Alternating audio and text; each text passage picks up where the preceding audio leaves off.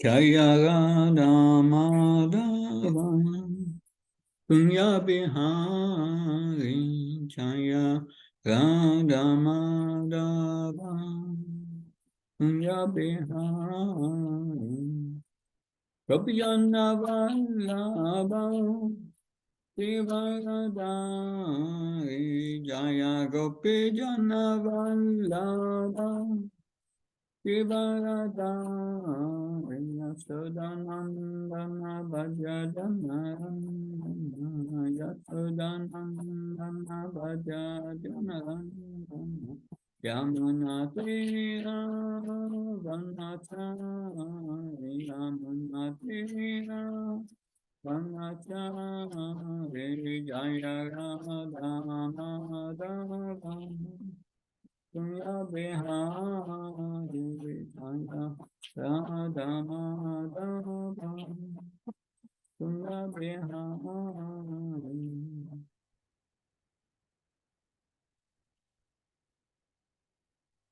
So we will be reading today from the first canto, chapter 6, conversation between Narada and Vyasadeva. And we'll start with text 25. Om Namo Bhagavate Vasudevaya. Om Namo Bhagavate Vasudevaya. Om Namo Bhagavate Vasudevaya. Narayanam Namaskrityam Naram Cheva Narottanam Devim Saraswatim Vyasam Tato Jyamudiyat. Nastabhayesya Bhadrasu Nityam Bhagavata Sevya Bhagavati Uttamaslaki Bhaktir Bhaskin. Hare Krishna. Haritavas Etavat Uktva Pararamatan Mahat Bhutan Abolingam Alingam Ishvaram Hamsa Tasmai Matam Mayase Shirshim Van Shin Navananam Vidadikum Kampita Etavat Uktva Pararamatat Mahat Bhutan Namolingam Alingam Ishvaram Asamsatasmai Matam Ayase Shirsinnavananam Vidatinukampitam Etavat Uktva Paramatan Mahat Uttam Navolingam Alingam Ishvaram Hamsatasmai Matam Ayase Shirsna Vananam Vidate Nukampitam. Word for word translation. Etavat, thus, Uktva, spoken, Upararama, stopped, that, Mahat, great, Bhutam, wonderful, Nabalingam, personified by sound, Alingam, unseen by the eyes, Ishvaram, the supreme authority, Aham, I, Cha also, Tasmai, unto him, Mahatam, the great, Mahiyase, unto the glorified, Shirsna, by the head, Avananam, obeisances, Vidate, executed, Anakampita, being favored by him. Translation and purport by Abhay Charanavinda Bhaktivedanta Swami Srila Prabhupada Ki. Then that supreme authority personified by sound and unseen by eyes, but most wonderful, stopped speaking. Feeling a sense of gratitude, I offered my obeisance unto him, bowing my head. Purport. That the personality of God that was not seen but only heard does not make any difference.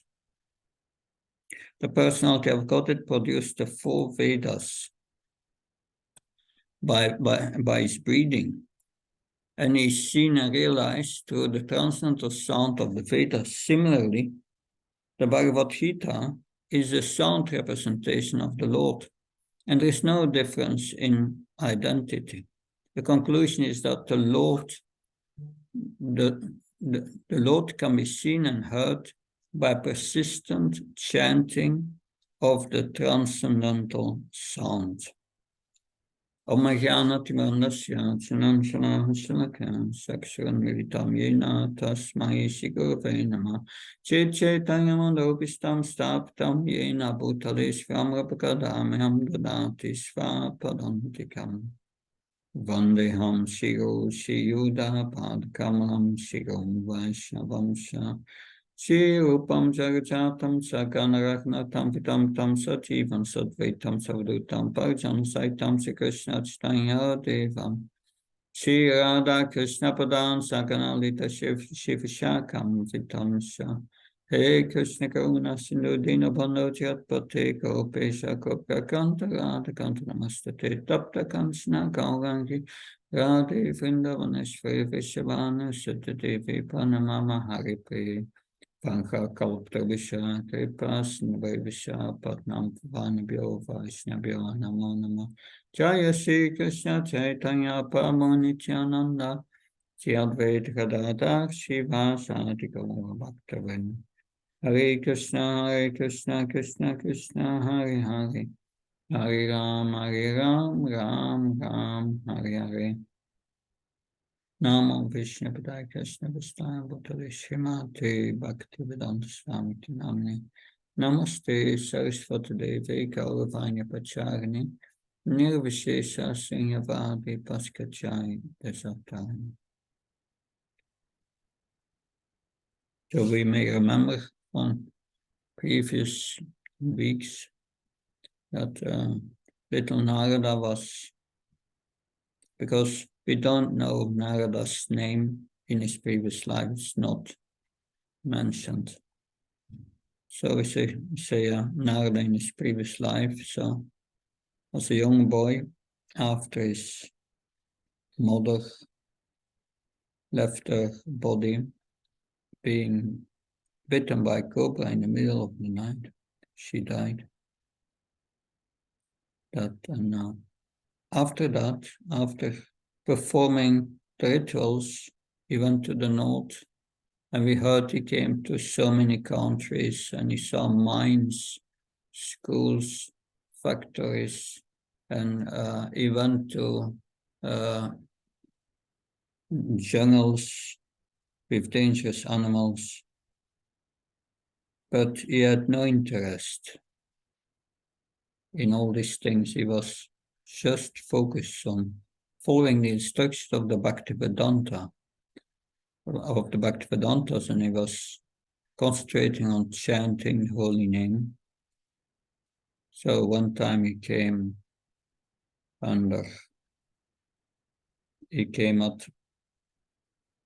a pond of water. He felt very tired and was thirsty, and he drank water and took a bath.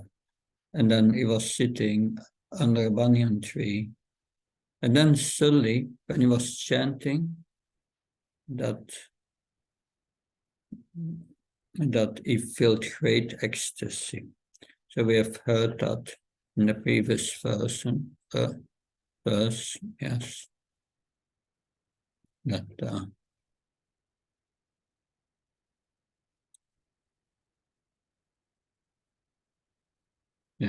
here. Vyasadeva at that time, being exceedingly overpowered by feelings of happiness, every part of my body became separately enlivened. Being absorbed in the notion of ecstasy, I could see both myself and the Lord. I could not see both myself and the Lord. So it's described, we discussed this verse, and it's like every sense bounce comes absorbed in the Lord.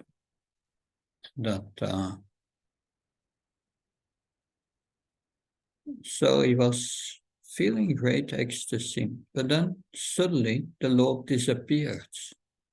The transcendental form of the Lord, as it is, satisfies the mind's desires, at once erases all mental incongruities.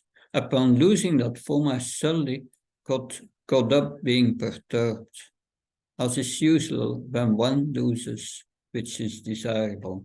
So after that, he tried again to chant the holy name in the same way he did before. But then he didn't get that ecstasy again.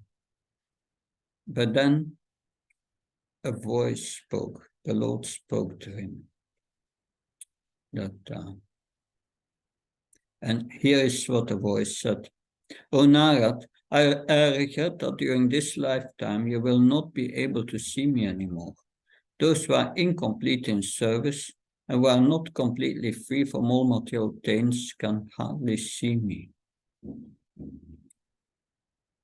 O virtuous one, you have once seen my person, and this is just to increase your desire for me, because the more you hanker for me, the more you will be freed from all material desires. By service of the Absolute, even for a few days, a devotee attains firm and fixed intelligence. Consequently, it goes on to become my associate in the transcendental world and giving up the present deplorable material worlds. Intelligence engaged in my devotion cannot be thwarted at any time, even at the time of creation as well at the time of annihilation. Your remembrance will continue by my mercy. So now we come to the verse of today. Then that supreme authority, personified by sound and unseen by eyes, but most wonderful, stopped speaking, feeling a sense of gratitude. I offered my obeisance, bowing my head. So in the purport, of World Path makes a very important point.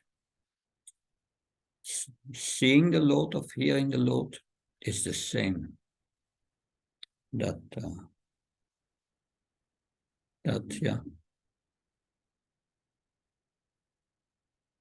This, I was just reading in Bhagavad Gita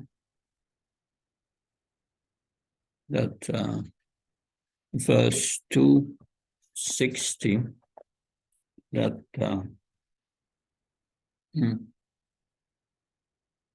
the senses are so strong and impetuous, O Arjuna, that they forcibly carry away the mind even of a man of discrimination who is endeavored to control them. So if we want to hear the holy name with attention, we must be able to focus. But if we are attached to sense gratification, that focus is not possible. Bhogashvara prashaktanam taya paritashetasam. The mind is too disturbed to focus on the hearing. So hearing or seeing, is the same, but hearing of seeing Krishna, hearing his holy name is the same as seeing Krishna. But we need the eagerness and receptivity to hear. And that receptivity will only be there if we give up our attachment to sense gratification. So we see Narada in his previous life, the Lord says here, you are not totally pure yet. Therefore, you will not see me again. So even if one is on the mode of goodness, there's also a tinge of passion and ignorance, impure, that even the mode of goodness is binding and prevents us, is a covering by which we cannot see the Lord. And I remember the instruction of Mahavishnu Goswami, who said, except Krishna, one should not see anything else. And if you start to stare at things in this world, a woman at a man, or a man at a woman, or on objects, you start to stare at to something, sin starts, he said. So that means we need to endeavor to control our senses, but that control of the senses can only be really attained by engaging in devotional service. More than 20 years ago, Anonymous was training me up, and I was traveling as his with him as his assistant. And we came together in many places, and we went to many airports together. And while we were together in the airport, he had his iPad with him, or his computer with the database, and we would sit down and he would read until it's time to board the plane. And he would not look at anyone of anything. He was like oblivious from it. So except Krishna, we should not see or hear anything else. That it's a strong statement. You are staring at something in this world. You are and you are finished. Sin starts. That, of course, sense gratification must be there, but to the minimum extent. Senses must be regulated. We need to control our senses. That regulation is a must. That uncontrolled senses, uncontrolled mind means a life full of misery. That the mind comes up with so many feelings and attachments and so on. And if you absorb in that and dwell on that, then, full of misery. Okay. So we need in devotional service a way to be peaceful. That unless you are peaceful, you cannot concentrate on this hearing, and you will not find Krishna in your hearing. That if the mind is somewhere else,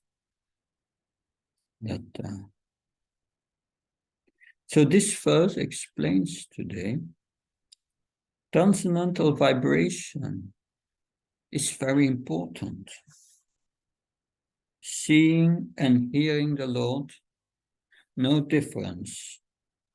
That Srila Prabhupada used to say, before you see Krishna, you hear Krishna.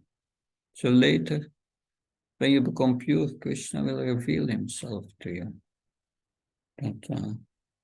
But yes, of course we can see Krishna in his deity form, but hearing is more important. That when Srila Prabhupada was traveling all over India as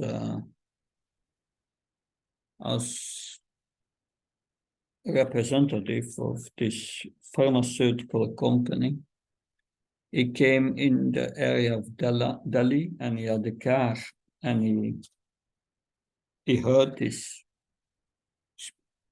spiritual master was in Koshi. Koshi is very close to Vrindavan, and Bhaktivedanta Saraswati Maharaj was there with all the disciples going on Vajramandal Parikrama. And in Koshi in the evening, he was going to give a lecture. But many of his disciples were not there because in Vrindavan there was at a certain place the temple of Radha Krishna deities. There was a new, they were going to show the deities in a new outfit, and many went to see that.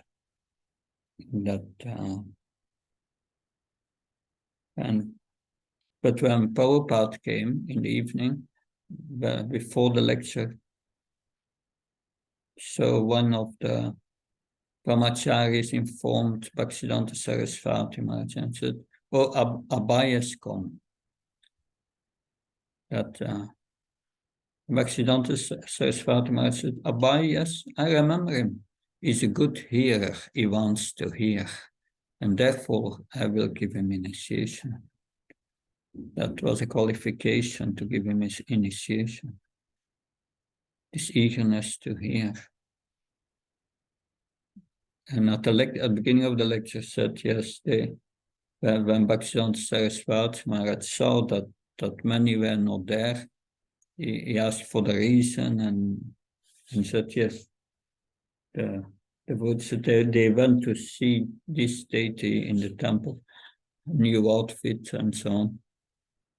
And Bhaktivedanta Saraswati Maharaj said, yes, what will they see if they don't hear?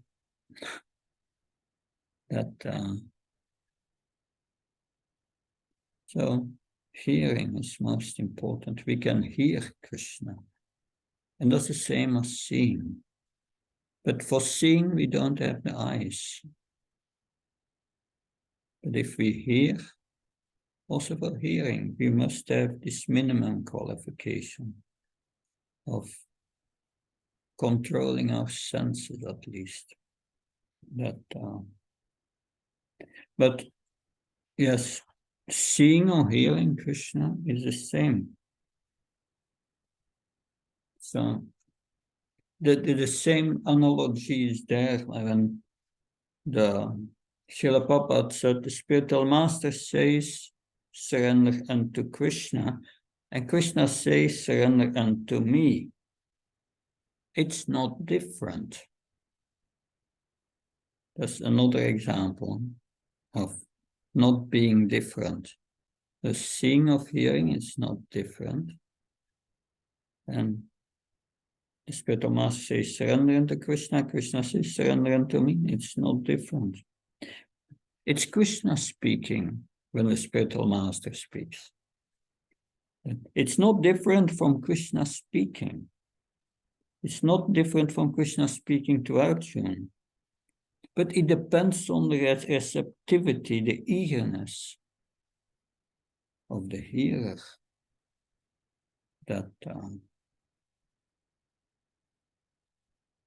So that the personality of Godhead was not seen but only heard does not make any difference.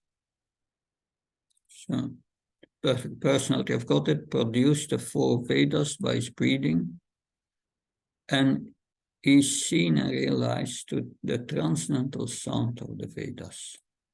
Similarly, the Bhagavad Gita, the sound representation of the Lord, there is no difference in identity. The conclusion is that the Lord can be seen and heard by persistent chanting of the transcendental sound. So the vibration of the transcendental sound. This transcendental sound vibration we find in the Hare Krishna mantra, but also in all the verses of the Bhagavatam. It's transcendental sound. Now we continue with text 26. Namanyanantasya hatata papatan Kuyani Badrani Kritani Sansmaram Kampayatam stustamana kataspiha kalam patiksan vimado vimatsharam. Thus I began chanting the holy name of the Lord by repeated recitation, ignoring all the formalities of the material world. Such chanting, remembering of the transcendental pastimes of the Lord, are benedictory.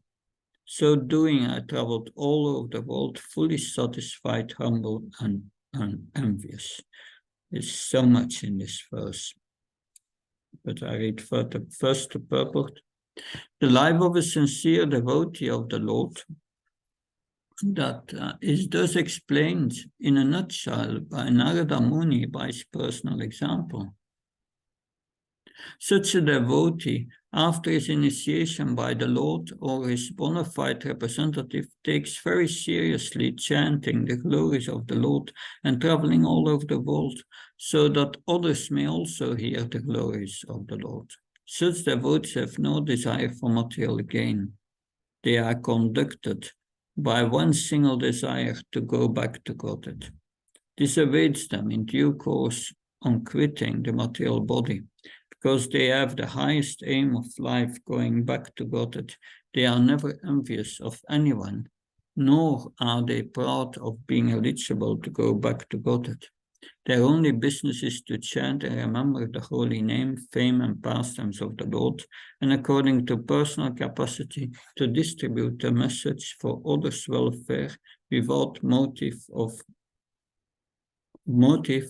material gain.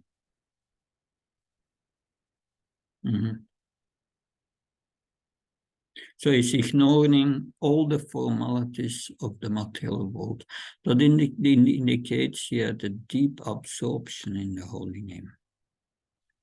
That really focused. That you chant and you feel Krishna in the heart. But it depends on your receptivity and your eagerness. Receptivity will only be there if we follow the four relative principles. That otherwise attraction for the lower enjoyment of this world, it drags one's consciousness towards all these things. Due to material desires and attachment, the mind becomes so bewildered in this world that we are absorbed in so many problems, and we lose the capacity to absorb us in the chanting. But here we see, ignoring all the formalities of the material world. Usually that's a gradual development if we hear daily the Bhagavatam, and we go to the experience of life. Experience of life. We, as a devotee, we see also the frustration of others and our frustrations in our attempt to enjoy. But a devotee learns from it when you hear the Bhagavatam.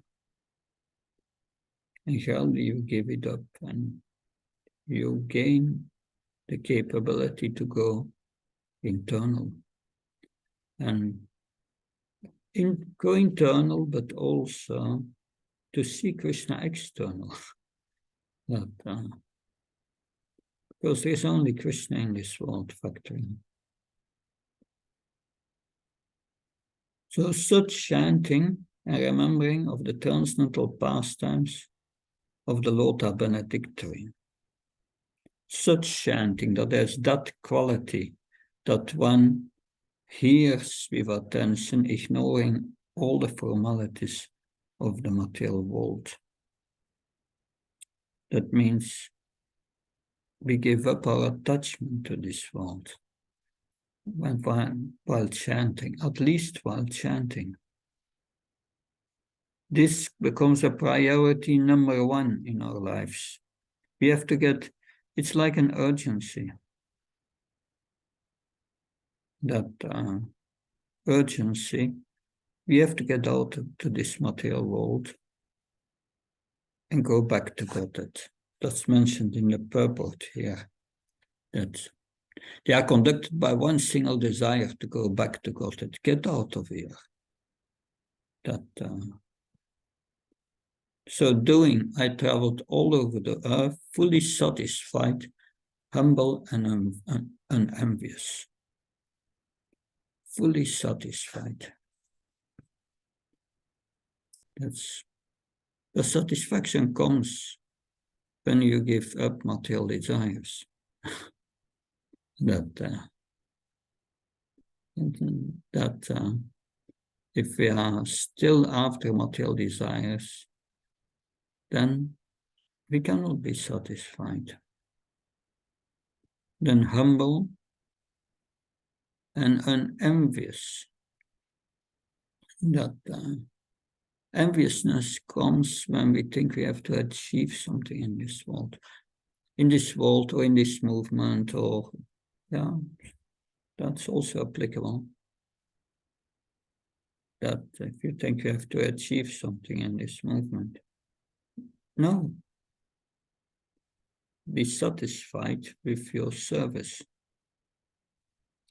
That is in the purport of 10.9 Bhagavad Gita. Machita prana bodhyantas prashpam kratyans mamnityam tushanti sharamantityam. This verse, in the purport there, Srila Prabhupada writes, in the beginning, the neophyte, in the beginning, one must be satisfied with the service itself. So be satisfied with your service. In your service means relationship with Krishna, feeling established or be situating in your relationship with Krishna. Humble and unenvious.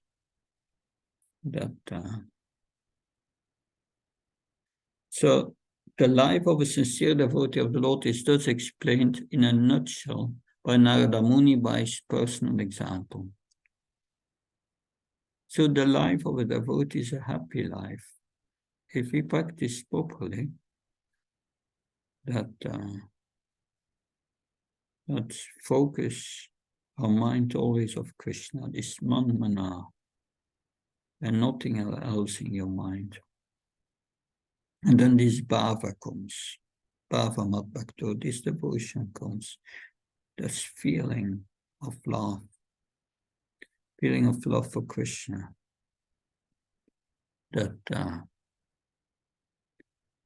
So, and then you will be satisfied in whatever you do.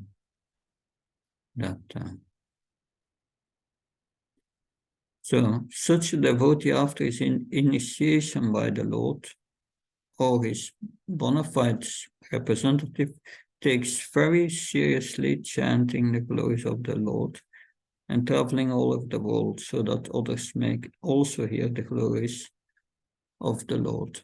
So, two things here. The chanting is a very serious business. And traveling all over the world so that others may also hear the glories of the Lord, and trying to help others to come to the platform of practicing devotional service. That is pleasing the Lord. So that is the cause for us of getting mercy.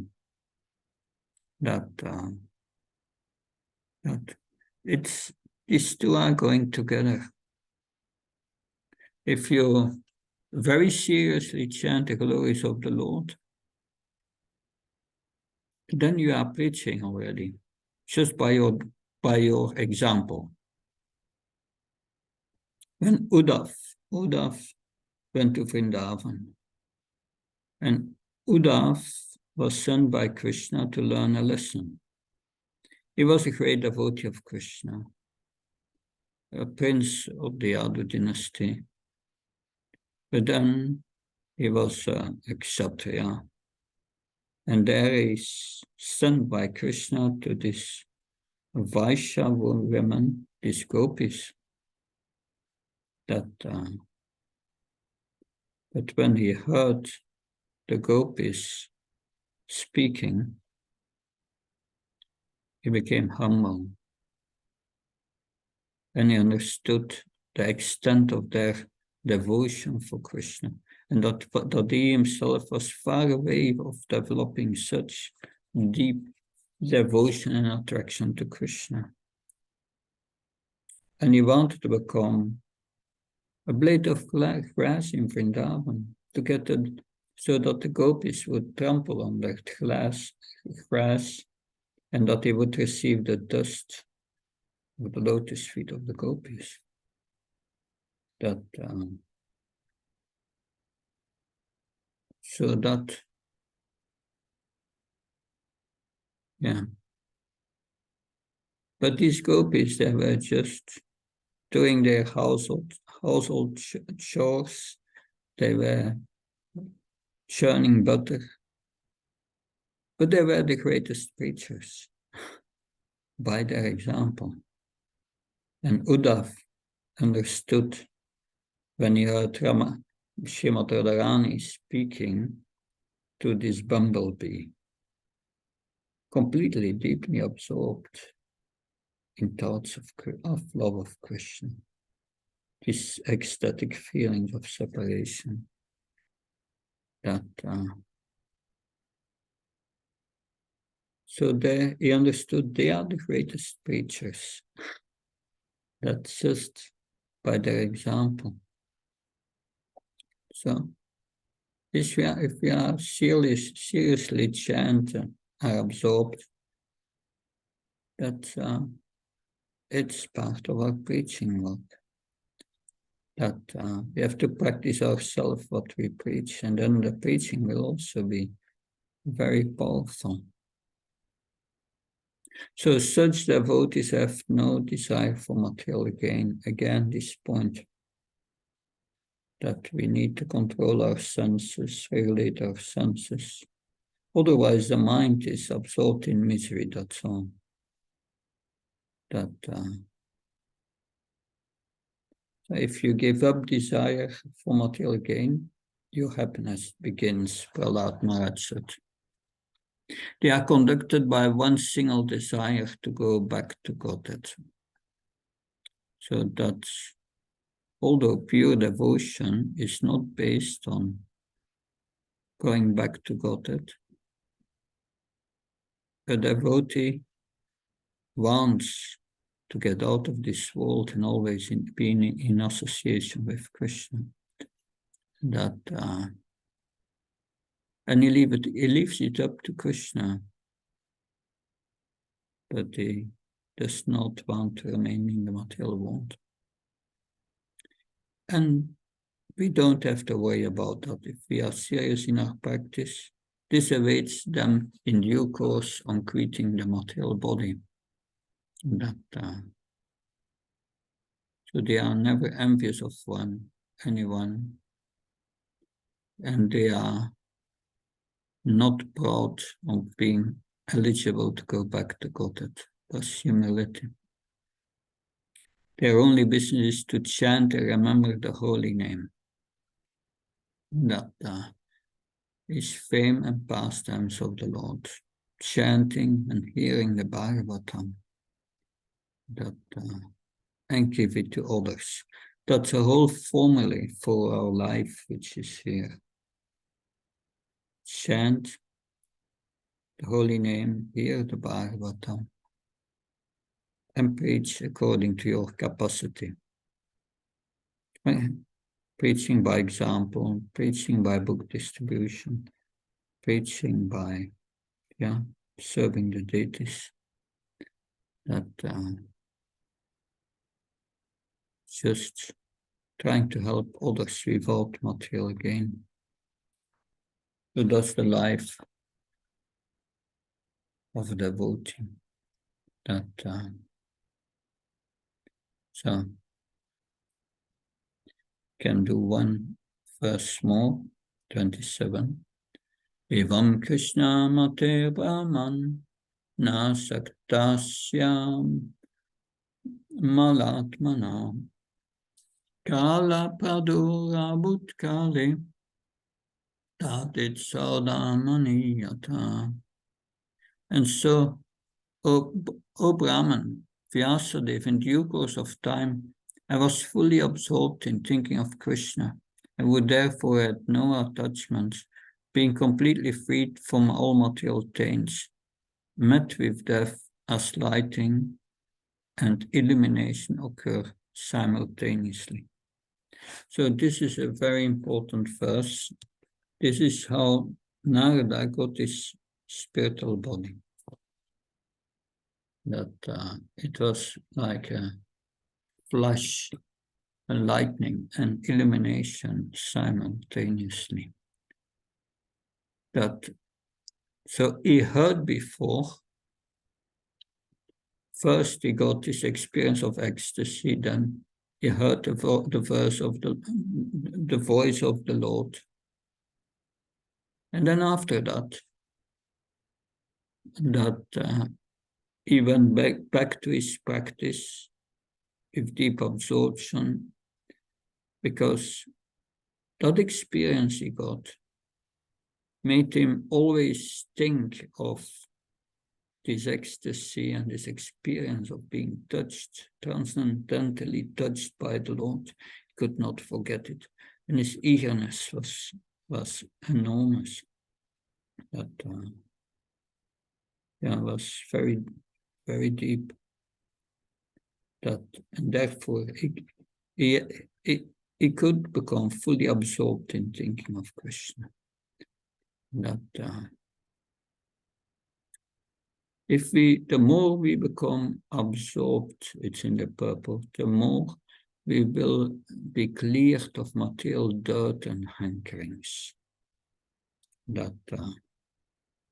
So as a very rich man has no hankerings for small petty things, so also a devotee of Lord Krishna, who is guaranteed to pass on to the kingdom of God, where life is eternal, fully cognizant and blissful, naturally has no anchorings for material things, which are like dolls or shadows of the reality of, and are without permanent value. So that is the meaning of this paramdrist vanivartate, having this higher taste. This higher taste start to develop after we are nearly pure. Then this ruchi comes, this attraction. That is a sign of spiritually enriched persons, because this ruchi is already beyond liberation. That nishta is liberation. It's the end of anartha nivritti, the cleansing of the heart. So he became completely free from all material taints in a very short time. And in due course of time, when a pure devotee is completely prepared, all of a sudden the change of body occurs, which is commonly called death. So it was such a flash, and he was in his spiritual body. And it's interesting how this happens. What is the experience of a pure devotee who thinks of Krishna at the time of death is described here. And for the pure devotee, such a change takes place exactly like lightning and illumination follow simultaneously. That is to say, a devotee simultaneously changes his material body and develops a spiritual body by the will of the Supreme Lord.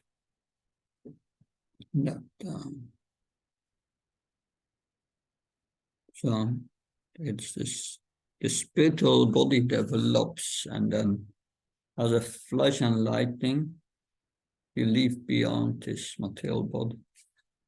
The spiritual body is already there, it developed. But it developed by the will of the Supreme.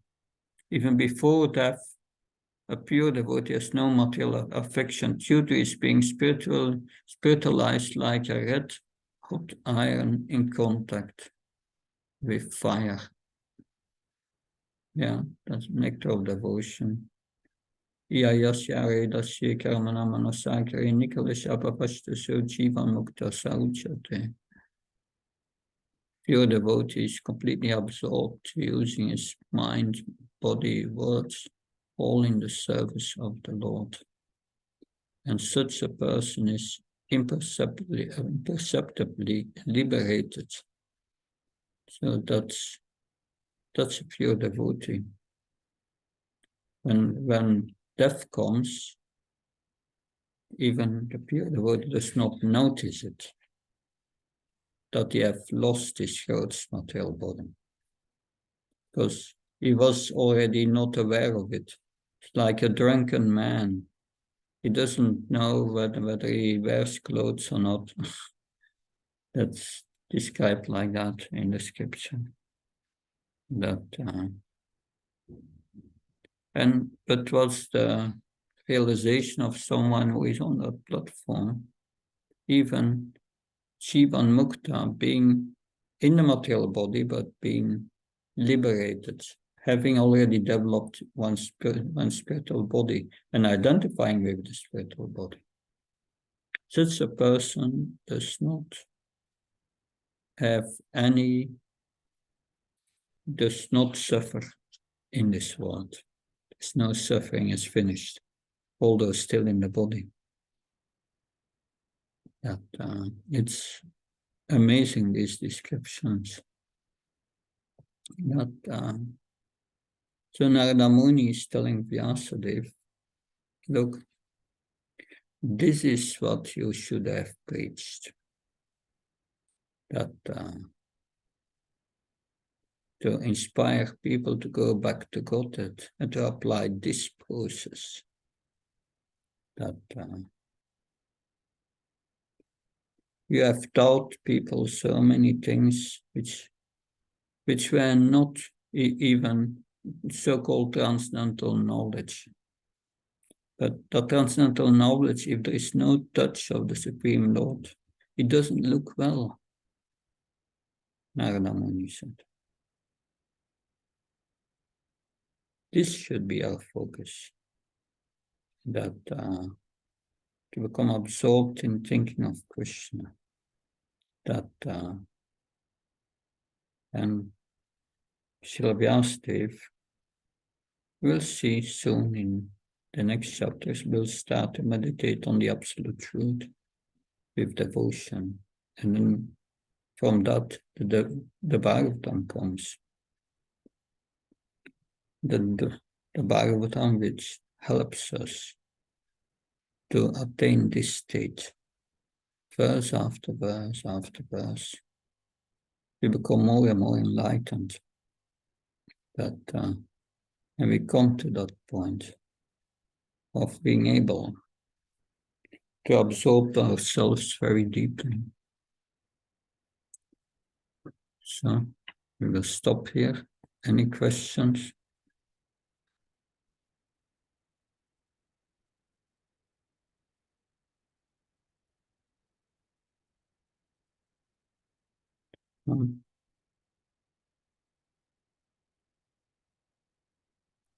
Okay, Vinod Manjari, you have always questions, maybe. Hare Krishna Maharaj, Krishna essences. I was just wondering, Maharaj, because many times Srila Prabhupada does say for the grihasthas, deity worship is also important. But in this verse, you're explaining how chanting is really the main thing to help us to be absorbed. But deity worship is also meant to help us to control our senses, isn't it? Yeah, it's very powerful also. The main process for this age is the chanting of the holy name. Deity worship is the process of Dvapara Yuga, the previous age. But it's also one of the most important items to devotional service. And the purpose of deity worship, as explained by Lord Kapiladev, is to see a deity on the altar and to transfer it to your heart. At the same time, see the Lord in your heart. So deity worship is meant to help us think of Krishna. That, of course, it also engages the eyes, seeing Krishna. That, in that sense, deity worship is one of the 5 most potent items of devotional service. And but chanting is the most important in this age. That yeah, that if we like, how is that? If we don't chant our rounds, we cannot do deity worship. Yeah. So that is a condition. You must chant your rounds nicely, and then you do deity worship. Good. Yeah. Thank you. Someone else has a question? Hare Krishna Maharaj, I just want to thank you for a nice class. These wonderful 3 verses. The first verse I enjoyed. Okay, thank you. Is saying, yes, that was very. Then Yeah, your voice is breaking up a bit. Yeah. Oh. Yeah, we didn't hear what you were saying because the voice is breaking up. The internet issue. Oh, I was saying, Maharaj, that the first verse you said, seeing and hearing about Krishna is the same. Yeah. Yes, I was saying that was very encouraging, and chanting of the holy name with receptivity and eagerness. That was what I understood well today. Yeah.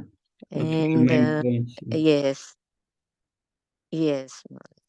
Thank you very much, Maharaj. Thank you for the class. Thank you. Hare Maharaj. Hare Krishna. So thank you. So next week I have to give the Bhakti Shastra teaching training course for North America. And therefore it's at the same time. So next week I will not be able to give the class on Wednesday, but we continue the week thereafter. Okay, Maharaj. Okay. Thank you very much. Thank you. Hare Krishna. Hare Krishna. Hare Krishna. Yeah.